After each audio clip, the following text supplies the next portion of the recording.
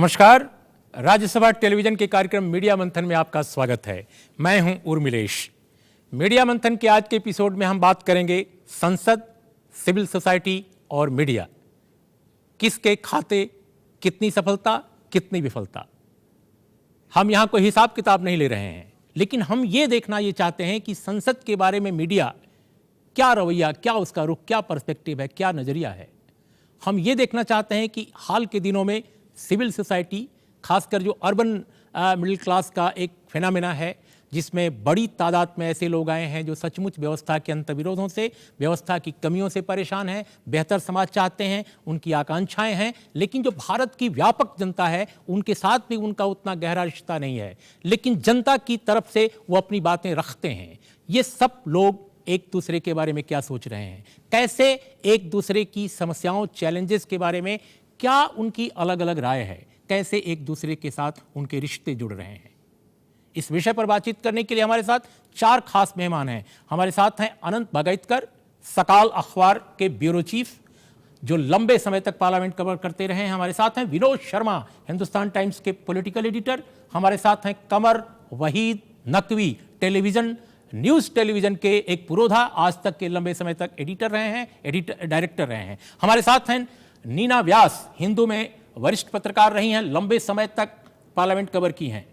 हम इन चारों मेहमानों से बात करेंगे संसद, सिविल सोसाइटी और मीडिया के बारे में, लेकिन बातचीत शुरू हो इसके पहले एक छोटी सी चित्रकथा हम देखते हैं इस विषय से जुड़ी। संसद के दोनों सदनों की कार्यवाही देश की नीति तय करने वाली चर्चा समेटे होती है, लेकिन मीडिया के बड़े हिस्से में इसे उचित जगह नहीं मिलती। विधेयकों पर बहस, स्टैंडिंग कमेटी की रिपोर्ट के अलावा कई अहम मुद्दों पर चर्चा होती है, जो रोजमर्रा के न्यूज चैनल पर अहमियत नहीं पाती। कई दफा रस्म अदायगी के तौर पर ये मसले मीडिया में दिखते हैं।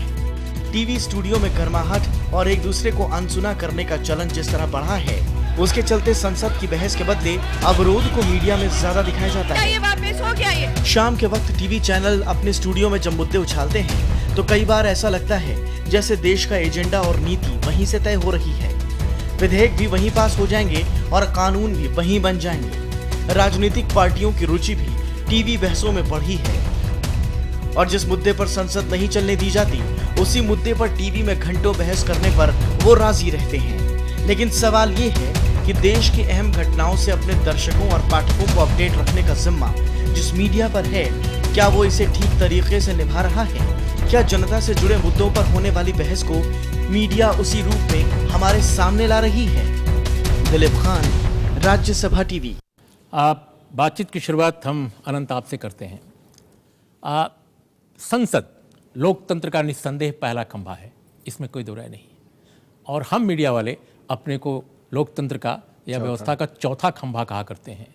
पता नहीं इस मीडिया में मीडिया के मालिक हैं, संचालक हैं, या हम पत्रकार हैं, लेकिन मैं ये जानना चाहता हूँ कि जिस तरह ये लोकतंत्र का चौथा खंभा लोकतंत्र के पहले खंभे को पिछले अगर 7-8 सालों में देखा जाए, जब से मीडिया का विस्तार हुआ है, रंग बिरंगा हुआ है वो, तब से अगर देखा जाए तो काफ़ी एक तेज़ तर्रार ढंग से संसद को देखने का, संसद के अंदर और संसद के जो बाहर हो रहा है उसको देखने का एक नज़रिया सामने आया है।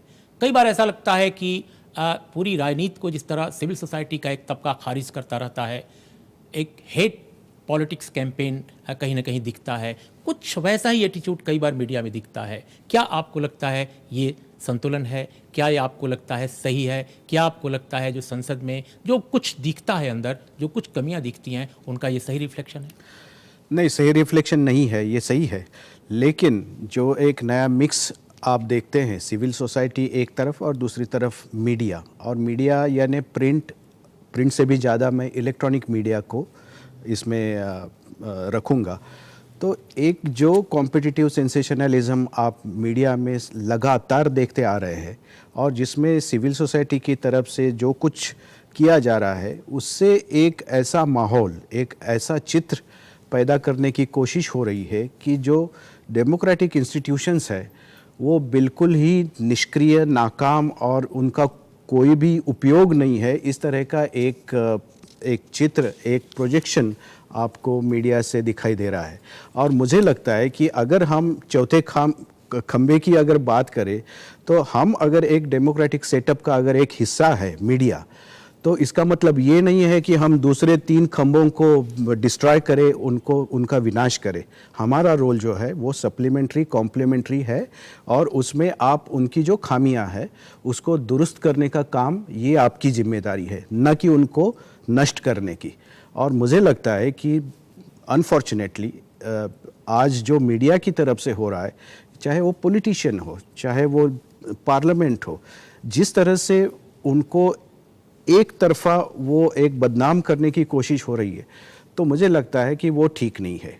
इसका मतलब ये नहीं कि मीडिया ही सब कुछ सही है या पार्लियामेंट ही सही है, लेकिन इसमें एक संतुलन की आवश्यकता है। लेकिन नीना, बहुत सारे लोग कहते हैं, इवन पार्लियामेंटेरियंस कहते हैं, जो गवर्नेंस से जुड़े लोग हैं वो भी कहते हैं कि एक डिस्कनेक्ट कहीं ना कहीं दिखता है, जो हमारी संसदीय व्यवस्था के जो पुरोधा हैं, जो संचालक हैं, उनके और पूरी इंस्टीट्यूशन और एक जनता के बीच डिस्कनेक्ट कहीं ना कहीं दिखता है कई मामलों में।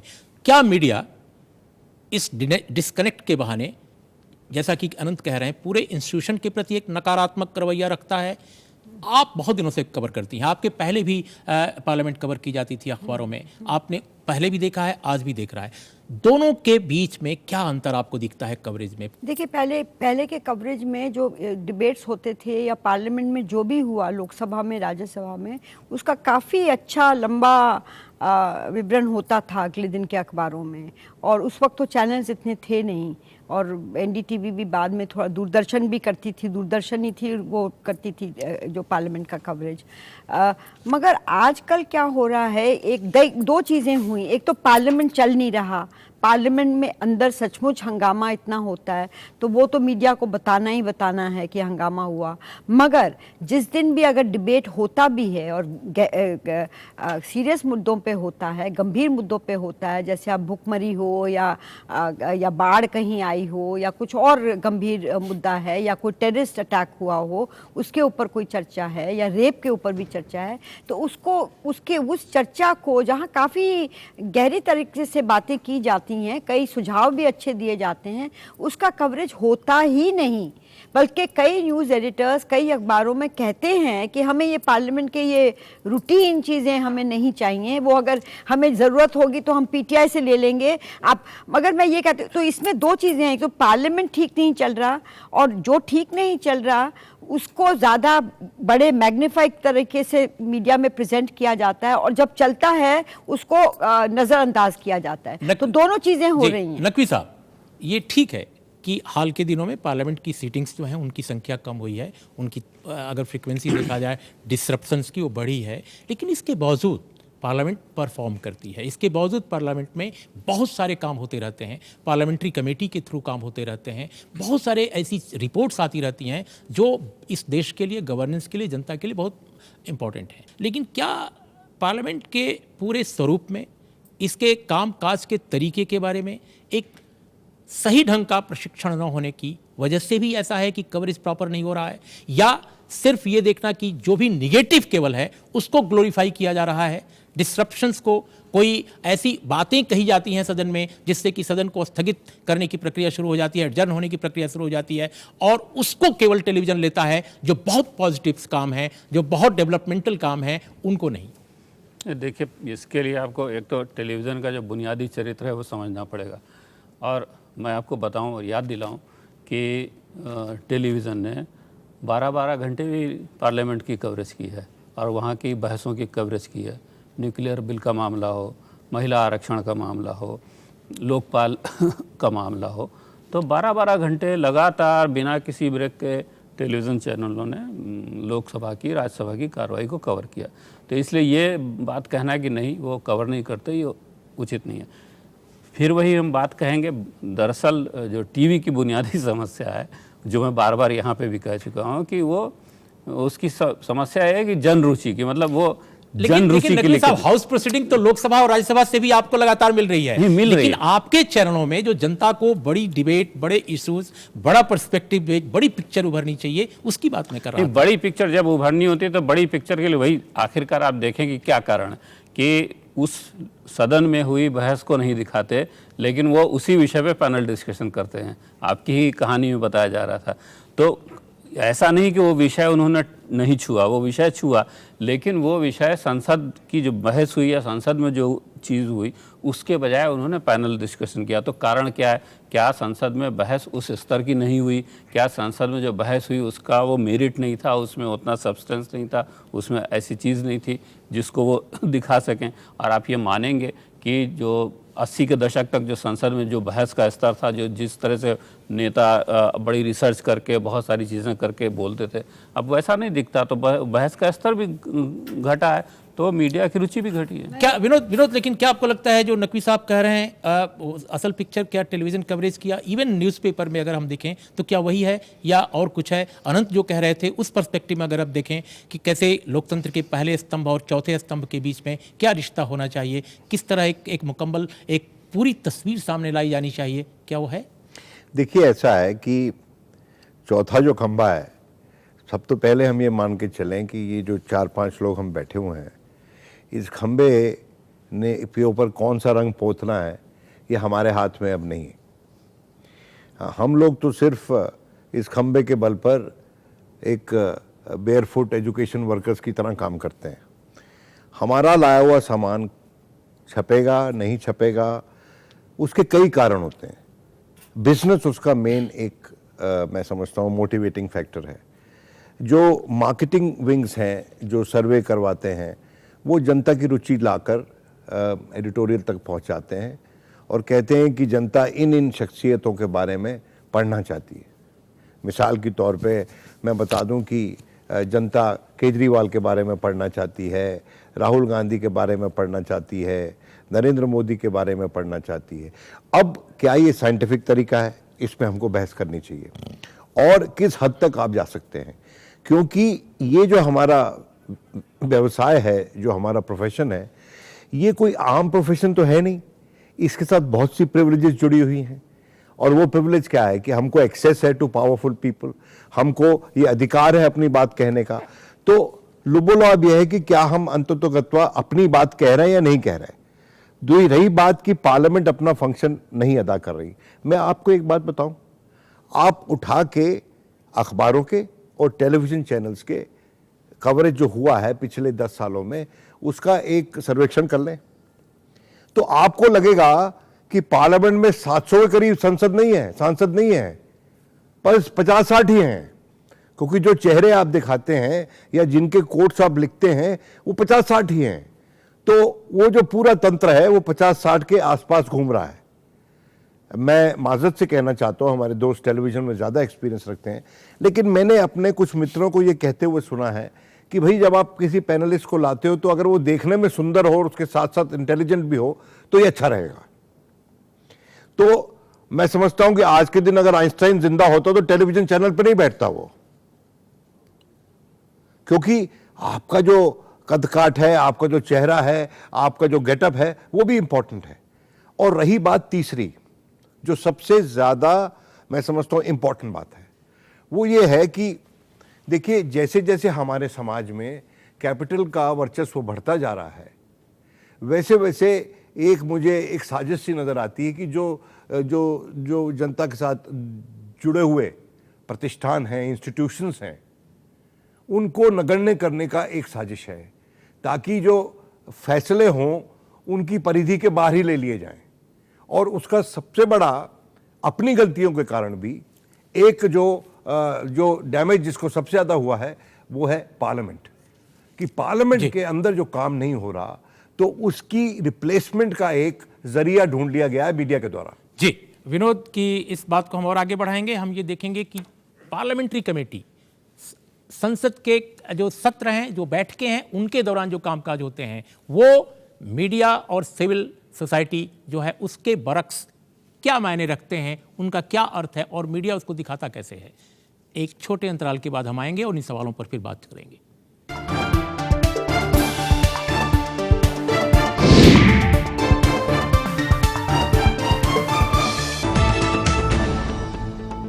अनंत, एक और मसला सामने आ रहा है, खासकर जब कवरेज होती है इस संसद की हमारे चैनल्स में, हमारे मेजर न्यूज़पेपर में।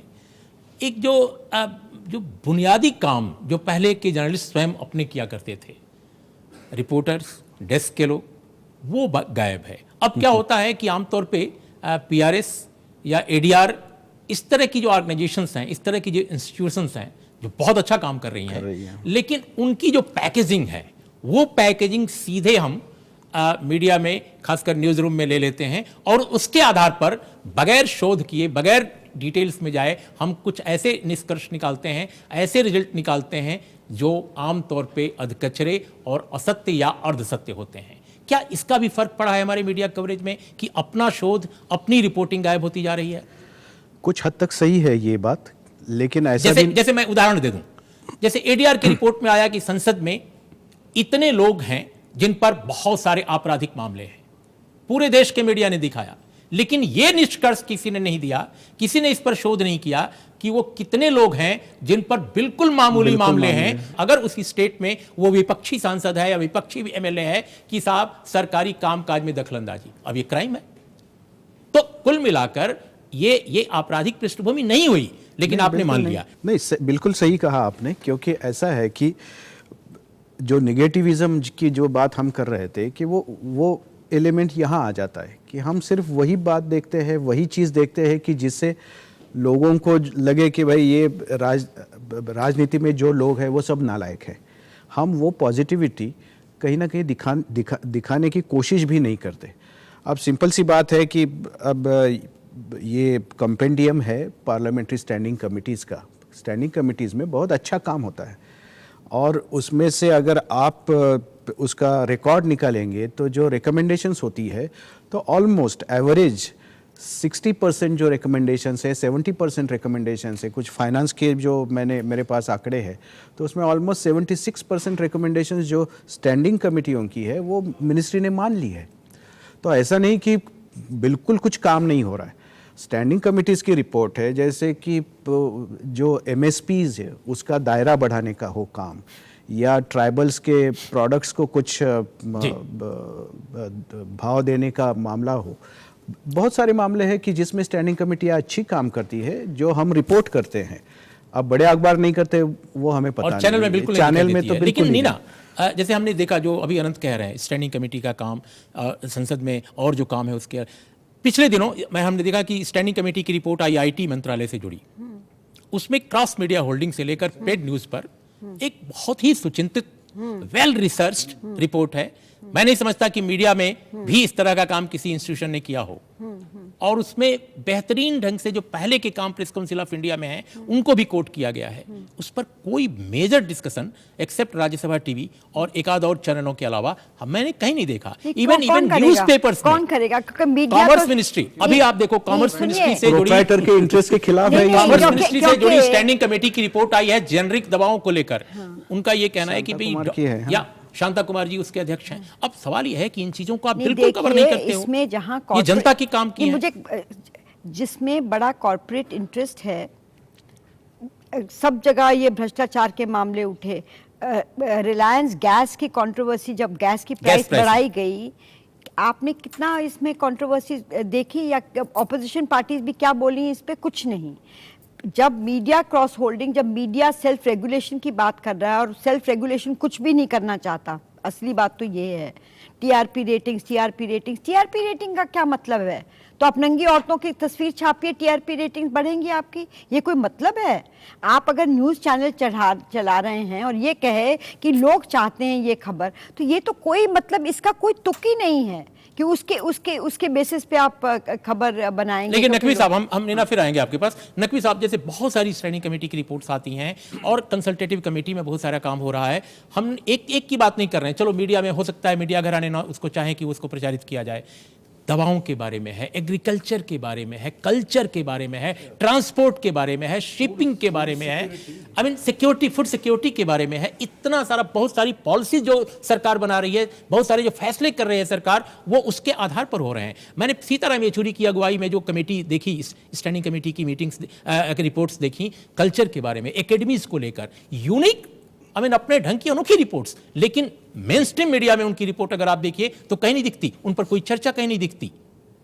हाँ, देखिए वही बात मैं कह रहा हूँ। और अभी नीना जी ने कहा टीआरपी, भाई तो हम लोग बहुत दिन से कह रहे हैं क्यों नहीं ख़त्म कर देते टीआरपी को, आपके बस में हो तो टीआरपी खत्म कर दो, पहले खत्म करो, उसका फिर गाली दो। पर आपका विज्ञापन दाता के ऊपर कोई नियंत्रण नहीं है। और आप एक इतने साल से प्रयास हो रहा है, बार्क बनाने की बात हो रही है, INB मिनिस्ट्री उसमें इन्वॉल्व है, 4-5 साल से मैं जानता हूं, कुछ नहीं कोई कर पाया।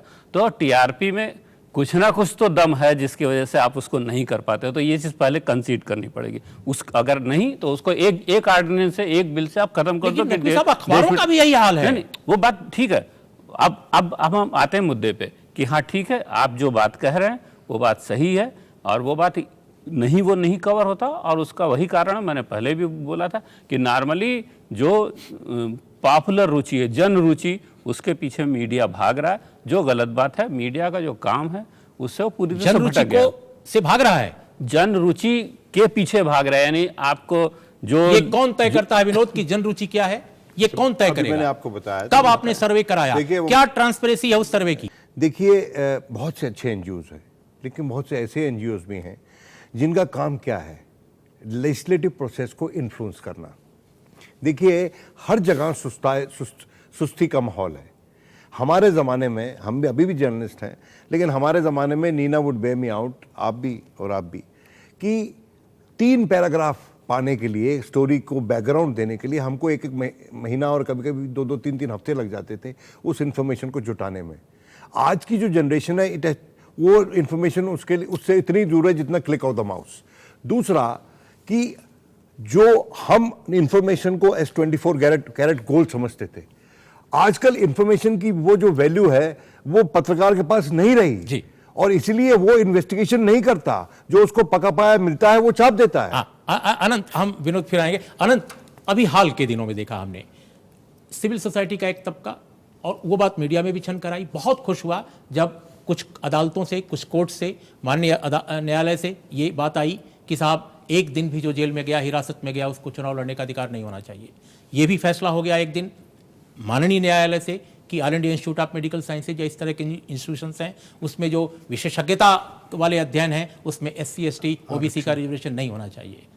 ये मुद्दा मीडिया ने बड़ी बहस इसको नहीं बनाया, संसद में बनी, ऑल पार्टी में बनी जी। और इस मुद्दे पर इनिशिएट कर रही है संसद ये कार्रवाई। सरकार उसको करने के लिए मजबूर है क्योंकि एक आम सहमति बनी है।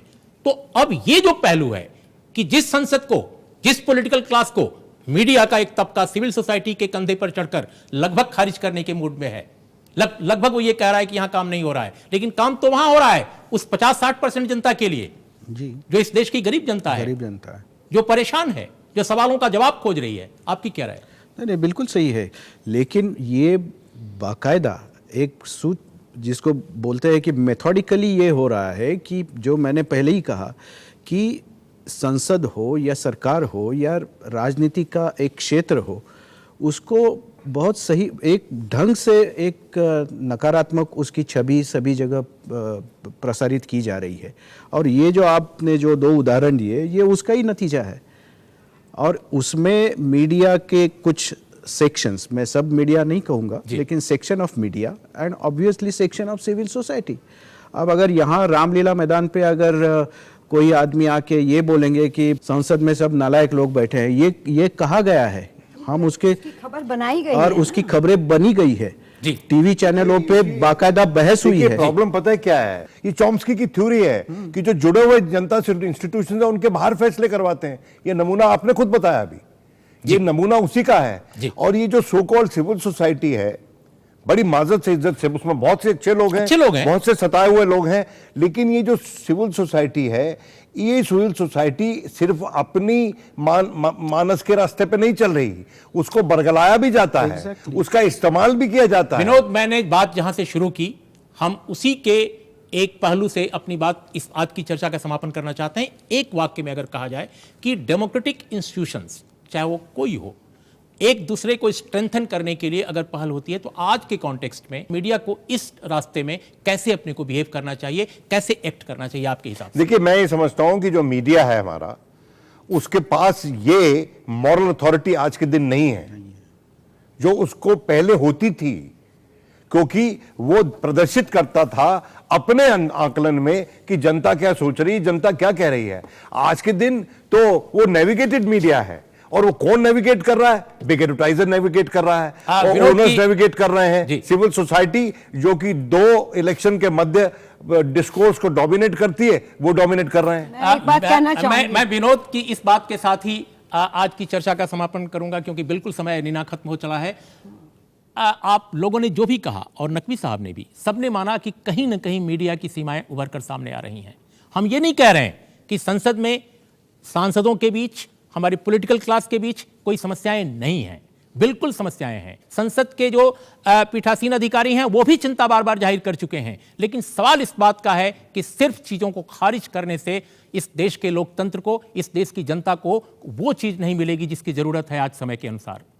कहीं ना कहीं मीडिया उस चुनौती को मिस कर रहा है, कहीं ना कहीं मीडिया उन समस्याओं को सही पर्सपेक्टिव में नहीं ले रहा है, क्योंकि विनोद का कहना है कि मीडिया अपनी मॉरल अथॉरिटी खो चुका है, वो ये उनकी बात है। लेकिन मैं मानता हूं कि मीडिया जब समय का दबाव होता है, जन आंदोलनों का दबाव होता है और जनता की ओर से पहल होती है, तो मीडिया कई बार अपनी खोई अथॉरिटी, अपनी विश्वसनीयता को, अपने भरोसे को जनता के बीच बढ़ाता है। लोकतंत्र के चौथे खंभे के लिए लोकतंत्र के पहले खंभे को मजबूत करना जरूरी है। समस्याओं पर नजर होनी चाहिए, लेकिन इसलिए कि रास्ता बेहतर बने, मार्ग प्रशस्त हो। इन शब्दों के साथ आज की चर्चा का इसी के साथ समापन।